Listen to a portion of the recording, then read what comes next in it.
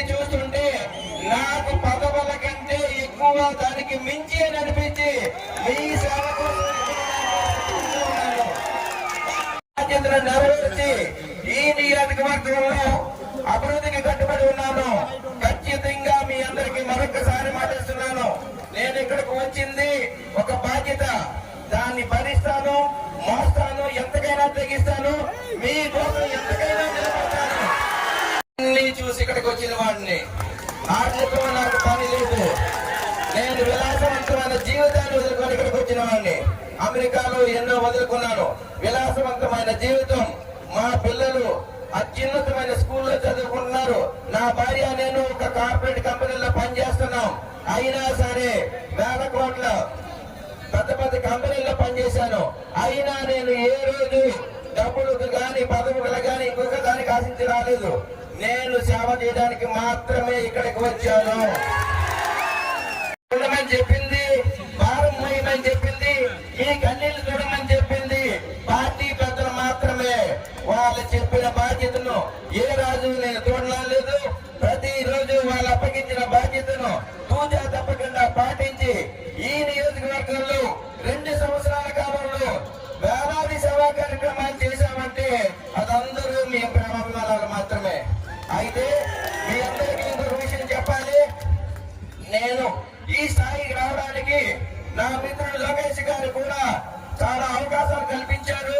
అతనికి ఇప్పుడే కాదు ఎప్పుడూ కూడా నేను జగన్తో రుణపడి ఉంటాను. చంద్రబాబు నాయుడు గారు కానీ లోకేష్ గారికి కానీ ఈ జీవితంలో మర్చిపోలేని అవకాశం ఇచ్చారు. మిమ్మల్ని ఎప్పుడు కూడా నేను మీకు గాని పార్టీకి గాని ఇంటి పట్టిన వ్యతిరేకం కాదు.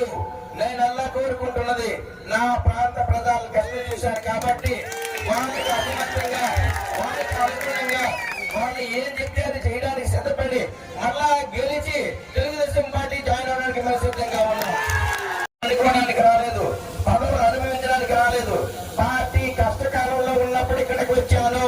పార్టీ కష్టాలు మోసినప్పుడు ఇక్కడికి వచ్చాను. ఆ రోజు ఎస్కోట నియోజకవర్గంలో తెలుగుదేశం పార్టీ కార్యకర్తలు ఉన్నా జెండా కట్టే లాభుడు లేకపోతే నేను వెళ్ళి మీ బాధ్యత ఎగిరిస్తాను,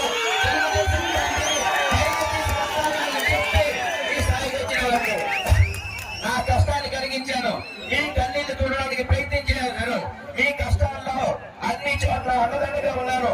మీకు ఆపద వచ్చిందంటే ప్రతి క్షణం నాకు ఫోన్ వచ్చిన మరుక్షణం మీ దగ్గరికి రావడానికి సిద్ధపడ్డాను.